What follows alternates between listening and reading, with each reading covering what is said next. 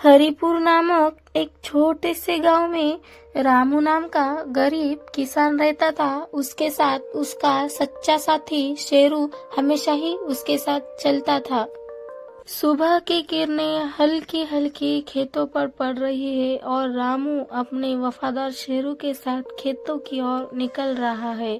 फिर रामू शेरू से कहता है, चल शेरू, आज बहुत काम है खेत में।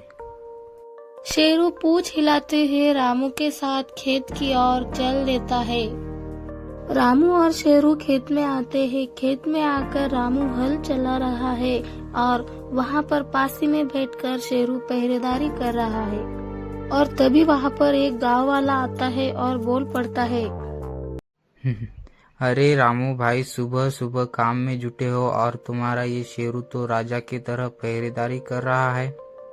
हाँ भाई, ये मेरा सच्चा साथी है। जब मैं थक जाता हूँ तो यही चुपचाप बैठा रहता है और अगर कोई अनजान खेत के पास आ जाए तो सबसे पहले यही भौंककर मुझे खबर देता है। सच कहूँ रामू, तेरे कुत्ते जैसा वफादार मैंने किसी को नहीं देखा। हर वक्त तेरे साथ रहता है, बारिश हो या धूप। ये तो मेरे परिवार का हिस्सा है भाई। जब घर में अनाज नहीं था तब भी ये मेरे साथ भूखा रहा, लेकिन कभी खेत नहीं छोड़ा।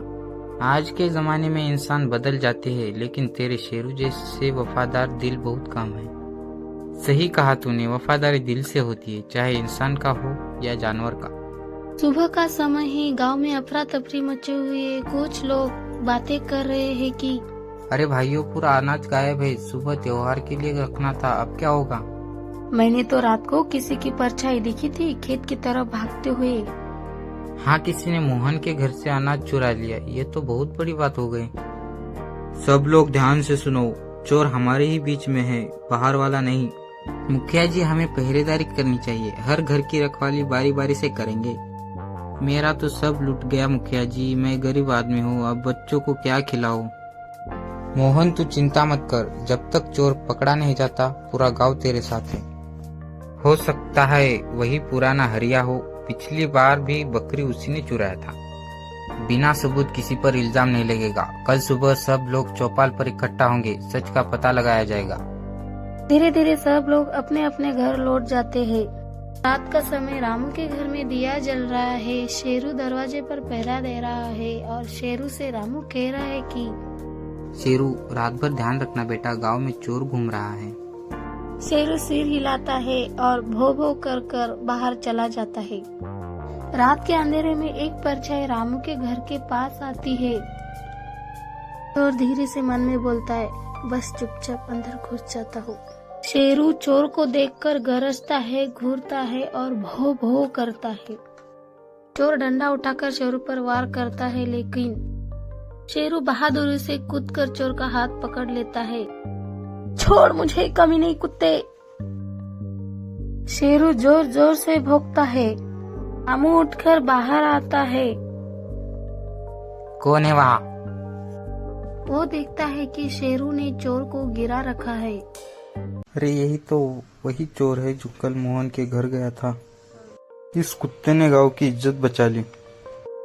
शेरू के पैर में चोट लगी है। रामू उसके पास जाता है और बोलता है, शेरू, तू ठीक है ना बेटा? तुझे ज्यादा लगी तो नहीं? शेरू धीरे से रामू के पास जाता है और उसके पैर को चाटने लगता है। अगले दिन पूरा गांव शेरू को देखने आता है। तभी एक औरत बोल पड़ती है, अरे रामू भाई, सुना है कल तुम्हारे खेत में कुछ चोरों ने डाका डाल दिया था? हाँ बहन, लेकिन शेरू ने भौंककर उसे भगा दिया। अगर ये न होता तो सारा अनाज चला जाता। अरे वाह भाई, क्या बात है! ऐसा कुत्ता तो पूरे गांव में नहीं है। भगवान ऐसा वफादार साथी सबको दे। देखो बहन, ये बोल नहीं सकता, लेकिन इसकी आंखों में सच्चाई झलकती है। भाई, आजकल इंसान बदल जाते हैं पर जानवर अपना फर्ज नहीं भूलते। भी कहा गीता तूने, दिल में सच्चाई हो तो जुबान की जरूरत नहीं। बच्चे चिल्लाते हैं, शेरू भैया जिंदाबाद, शेरू भैया जिंदाबाद।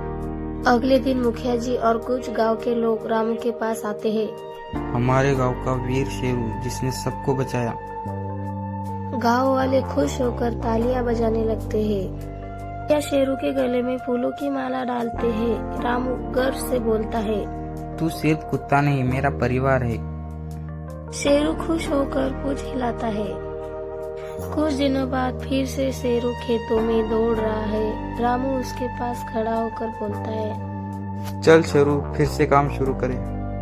सूरज की रोशनी में दोनों के साए खेत में चमकते हैं। शेरू, जब तक तू है मुझे किसी बात का डर नहीं। शाम का समय खेत में शेरू और रामू बैठकर आसमान देख रहे हैं। पंछियों की आवाजें गूंज रही है। रामू धीरे से कहता है, कि वफादारी इंसान या जानवर में नहीं, दिल में होती है। शेरू धीरे से भौंकता है। तो दोस्तों, आपको ये कहानी कैसी लगी है कमेंट करके जरूर बताइएगा। और हाँ, वीडियो को लाइक और चैनल को सब्सक्राइब करके बेल आइकन को प्रेस जरूर कीजिएगा, ताकि हमारे अगले वीडियो की नोटिफिकेशन आप तक जरूर पहुँचे। तो मिलते एक नई कहानी के साथ।